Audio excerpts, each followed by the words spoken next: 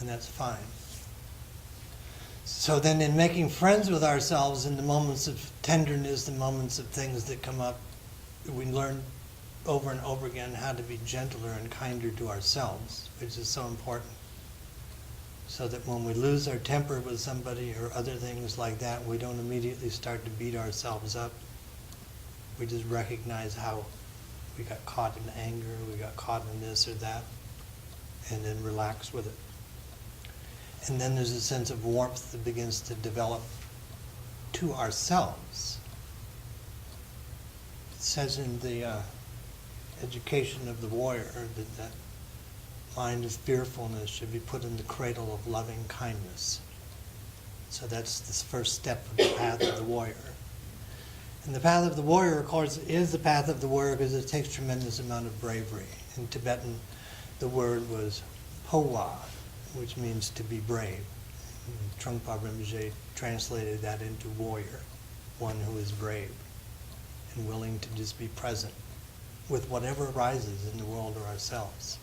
There's a willingness to be there. And the only way to strengthen the willingness to be there is to practice just being here, with nothing to do but breathe. And we can breathe in a relaxed manner, or we can breathe in some other way. It's mostly relaxing with that. As we develop the warmth, we begin more and more to see how we have been the cause of pain and suffering for ourselves. And we also begin to experience and see how people are doing that to themselves all around us. And by being so busy and ignoring everything, we begin to have a gentle sense of warmth for other as well as for ourselves. And then we begin to connect with the inseparability of ourselves and the other, the more that we open up.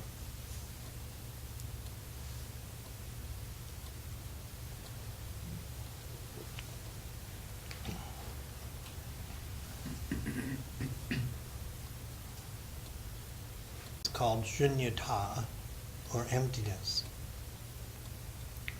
We begin to discover that the world is actually empty, as we are too. And when we talk about emptiness, we're not talking about non-existence. We're talking about everything exists completely as it is without our putting labels and anything on it. So it's empty of our preconceptions about how things are. Things don't need us to describe them in order for them to just be. But we need to describe things because it keeps us from having to just experience things as they are. Because to experience things as they are is to experience that raw tenderness again. So as we begin to experience that, we begin to develop what's called prajna, or clear seeing. We begin to see things as they actually are. We begin to dissolve the veil that sits between us and the world. And we don't notice that the veil's there between us and the world because it's always been there, so we don't realize there's anything else. It's just like when you begin to lose your memory. You don't know you lost your memory because you don't remember that you knew that. And I remember a musician one time who had certain notes that he couldn't hear as a jazz musician, and they asked him if he really missed those notes. He said, "No, I don't know they're there." So because they said, "Do you write around those notes?" He said, "No, I don't know them, so therefore I just play everything else except those notes because they don't exist for me." So that's the same sense of that whole thing of the veil between us. We don't know that we don't know because we don't know that we don't know. And we don't see the world as it actually is because we don't see the world as it actually is because we have so many preconceived ideas about how things are. We do not look at things fresh, clear. So the practice of meditation, by bringing us back to the present of nowness, is giving us the ability to experience things as they arise, as they are. So that even the sounds have preconceived ideas. I heard him filling my glass, and rather than just listening and experiencing that, I was wondering if the water was cold, if he was going to put too much in, if he was going to spill some. So even in the whole thing, of just a simple thing like that, we don't just let it be. We start to fill in the space around it. So the important thing, and I'm giving you all way too much, and forgive me for that, but that's all right. Some of it will make sense someday to me. And then I'll pass it along to you. No. Everything is taking place within tremendous space, inside space and outside space. And so by opening and connecting with the space where things are is where we begin to develop connection between this and that. And so now we're going to start drawing things together, which is beyond what we're actually practicing here. But we're going to throw it out there anyway. In the sense of prajna, or clear seeing, when we see the world as it is, and we develop the warmth for ourselves, and the sense of warmth starts to rise when we look at other, and there's a sense of tenderness and softness towards other, that clear seeing begins to happen of us seeing how others are causing pain to themselves, and then that warmth happens and extends out because we begin to open up accidentally. We open little by little, and then we close it down, and then we open and we take another little sojourn out to open soft, tender heart, and then we cover it up. But more and more, we begin to appreciate being outside and open.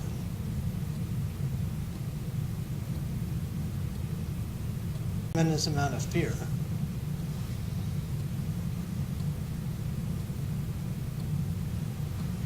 So that's another part of the bravery of the warrior, is being willing to experience that openness a little bit further, and to let the world touch us, and for us to touch the world more and more. And because of the gentleness and softness of ourselves to ourselves, we begin to want to experience that a little bit more. So we use the fear to lean into in order to become brave enough to extend that sense further. So fear is a welcome thing on the path of the warrior. And that was what Pema, those who saw her program this weekend, and she talks about that in all her books, and Trungpa Rinpoche's book of Smile at Fear, is that we have to experience the fear in order to discover the fearlessness within ourselves. So what keeps us separate from opening to the world is that when things are there that we have some anxiety about or whatever, we have protective mechanisms that we've always used to keep ourselves separate from the world.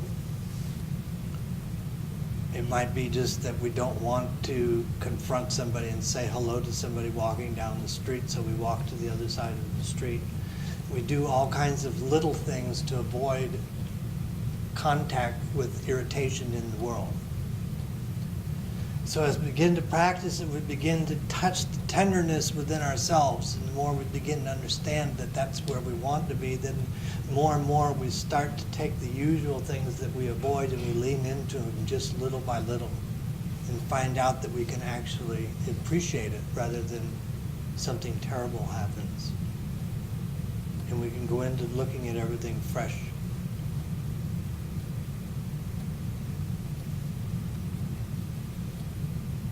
Things together, the glimpses of the emptiness, the impermanence, openness, warmth, and the clear seeing, the wisdom starts to come to the surface because it's already there. It's self-existing wisdom. It's not something that's going to come in from elsewhere. It's already here. It's covered up by other things because we think that we have to calculate and figure everything out before we do anything. This wisdom is there for when we're just present. It contains what's needed in any situation. So when there's openness and wisdom, compassion and wisdom arise together. Compassion is the warmth that extends outwards. And the wisdom, when those two things are together, then we have what is called upaya, or skillful means, which means that we do always the appropriate thing in the world no matter what we're doing. And so as we first begin to do that, it takes a tremendous amount of trust to be able to let go and open to do those things. And so I want to give just some mundane examples of that, which is that if, let's say that you, at your job or somebody's job, if we had some sort of a presentation we needed to do or something to get something accomplished, and our usual way would be to have everything figured out ahead of time, and I'll go in and I'll say this, and they'll say this, and I'll do this, and everything, and then we're looking for the results to be there before we even attempt to do anything. The idea of the openness, warmth, and wisdom arising together, the skillfulness is to just sit present with whatever situation is there, walk in without having any agenda at all, and let the whole thing unfold there. And so that's the idea of doing things in the present, of working with it now. And we're all kind of a little bit away from being able to do that at this moment. But that's the idea of where all of this is going towards with that, and developing the confidence in ourselves by leaning into that and developing the confidence in the path and ourselves on the path, that we can open and extend and experiment with our world little bit by little bit, further by further.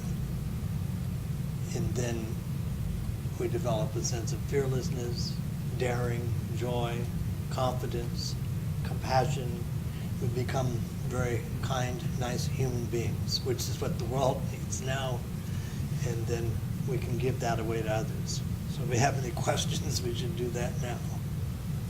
I have a question about what you just said.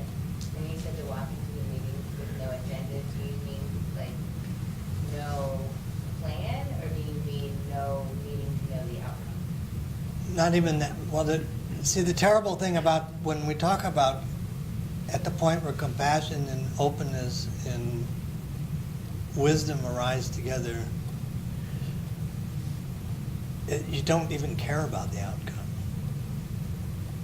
You go in and you enjoy what's happening at the moment with the dance of the space itself, so that you can't be either elated by the outcome or depressed by the outcome, because it's more in the sense of the connection and the dance all together.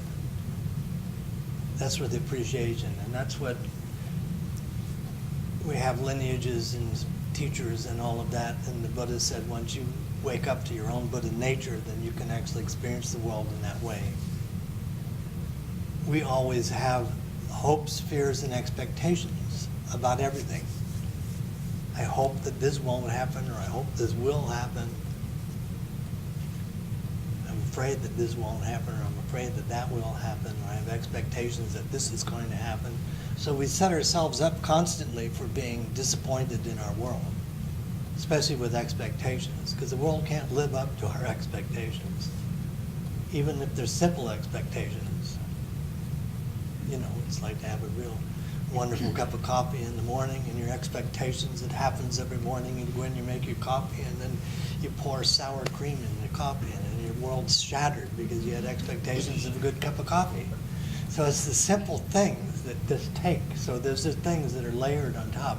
It's not big things at all, particularly. The big things, usually we can deal with them more because, oh, I can understand why that wouldn't happen. But it's the little things constantly. Yes?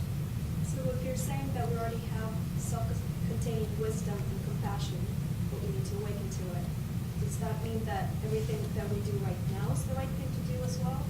Well, you have no choice of what you do right now.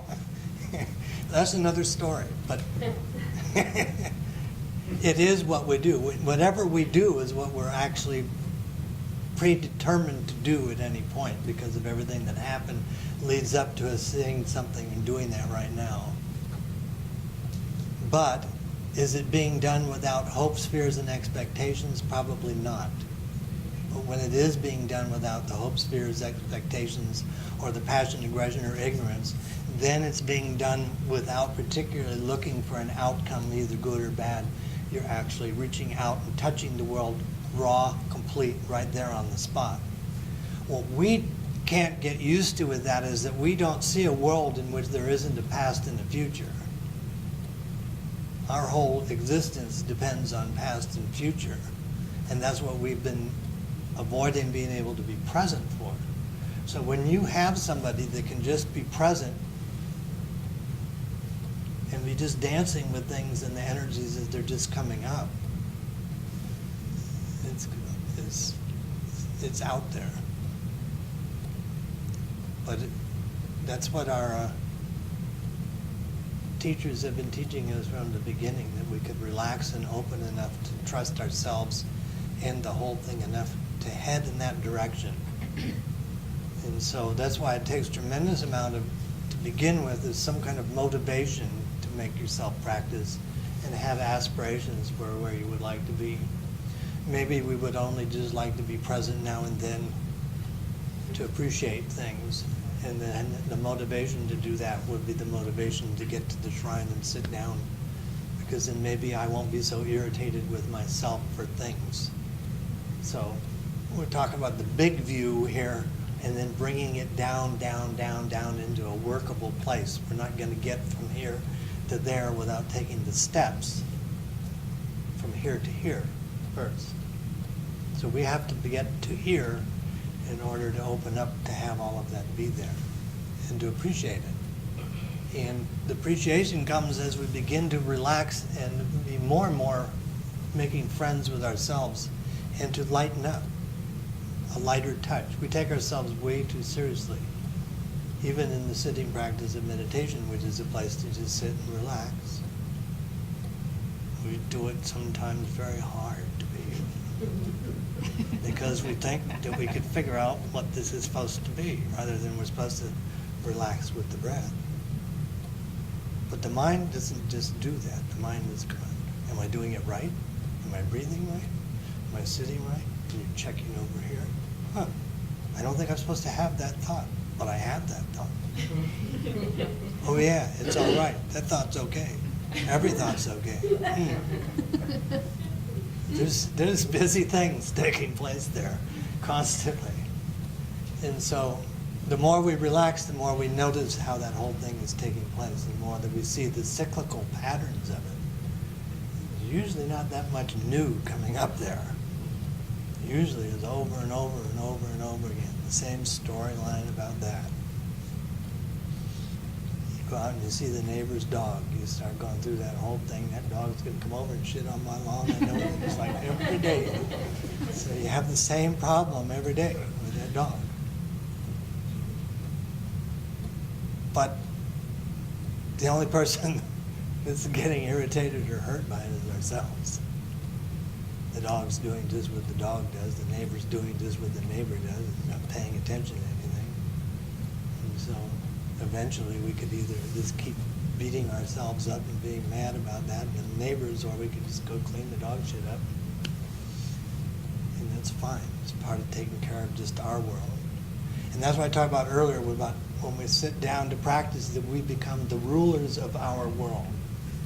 And we become benevolent rulers of our world, because people can't take us off of our seat by what they do, particularly when we begin to see our hopes, fears, and expectations.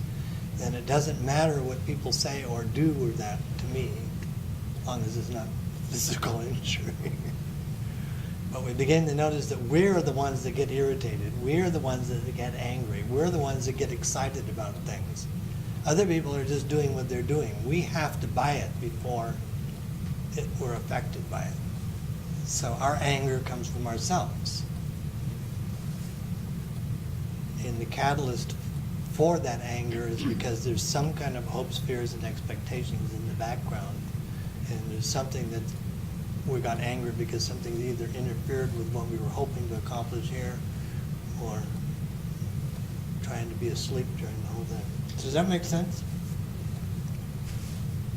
So my job here, and all of us being here together, are to encourage each other to just go ahead and to do that for yourself, because none of this can be given to any of us. We have to actually just sit down, relax, and discover what's already here, and let that come to the surface.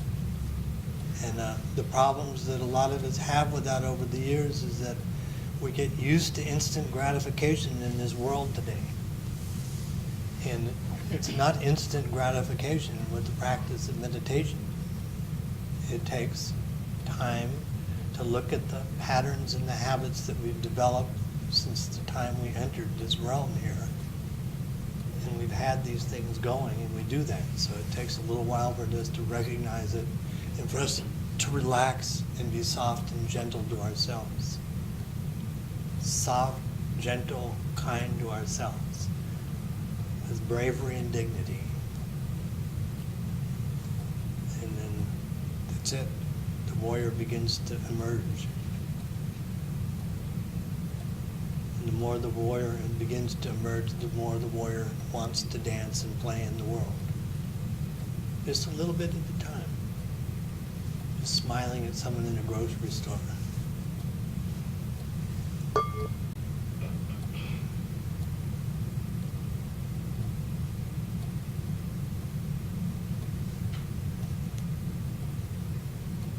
Let's back up a little bit to compassion. Because compassion, having compassion for others, isn't something that just comes up and all of a sudden we become this benevolent, sweet, kind people who have tremendous love and compassion, and we're just walking around stroking the world and making it feel good. Compassion we're talking about here is ruthless compassion. It's the compassion that's willing to do what's necessary when the wisdom and the compassion arise together. The skillfulness might be to stop somebody from doing harm to themselves or others.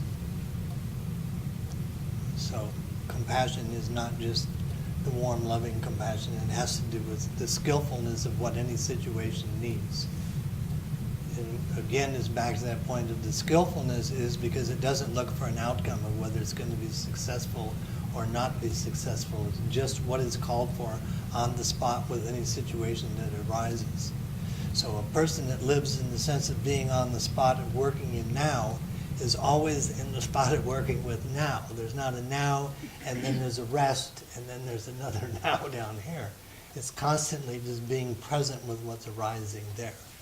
So the more that we're coming back with the practice of meditation, the more we're learning to strengthen the mind to be present, the more we have some sense of clear seeing in what's needed right in the moment that we're doing this.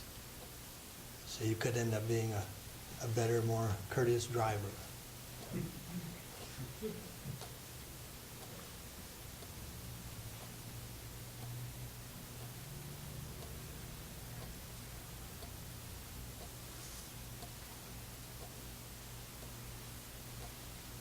So that was a lot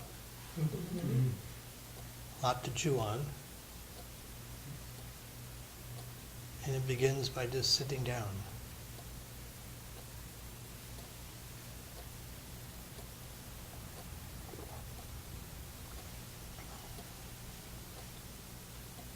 Is it possible for that ruthless compassion to exist without the skillful means? It seems to me that if you are manifesting that kind of compassion, you can't do it in a vacuum. You can't do it without taking action.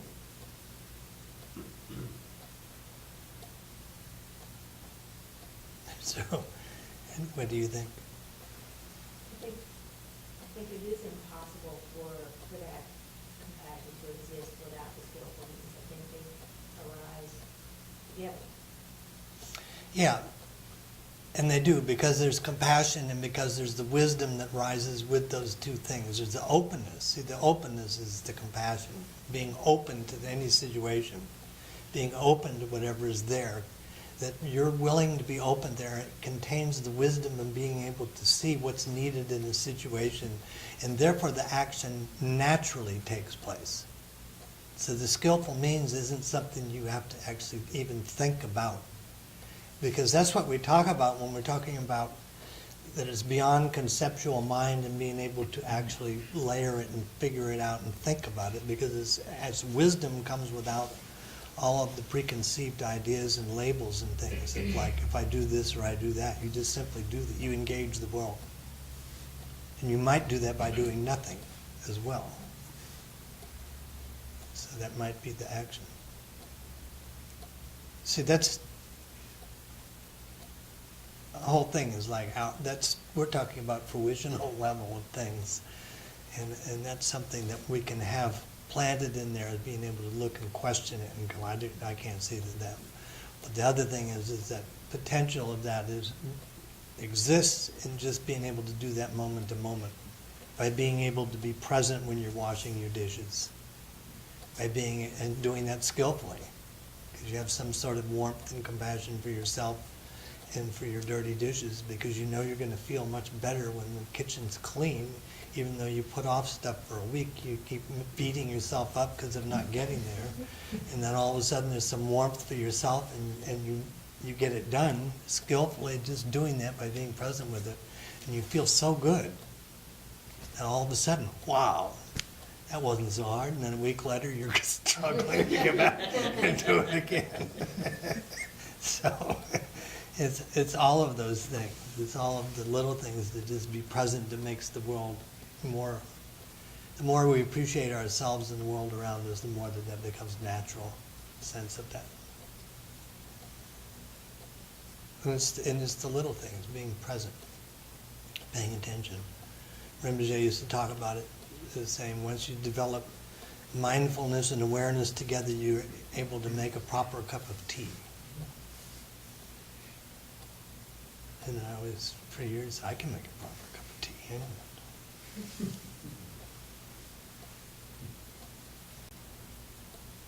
So, Nikhil's filming this because actually we're going to tape over the talk.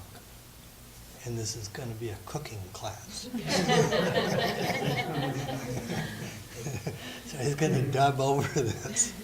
We're going to talk about fish buna and making dal, masoor dal. So thank you all very, very much for being here. Thank you. And it's a wonderful thing to have so many people here, because for all of us, it's a tremendous amount of support in everybody's path. Just to come together once in a while and just sit together is a tremendous amount of energy arises out of a particular gathering like this. And there's a whole lot of benefit that comes out of this for the world around us when there's so much craziness happening. So I'd like to close with dedicating the merit. And when we dedicate the merit, it means that whatever we've accumulated here in means of merit, that we give it away for the sake of all beings, so that the chaos in the world, we can lighten the load. Over by Orlando, there's a sign over there that says that enlightenment happens by accident. And meditation makes you accident prone. So continue to practice.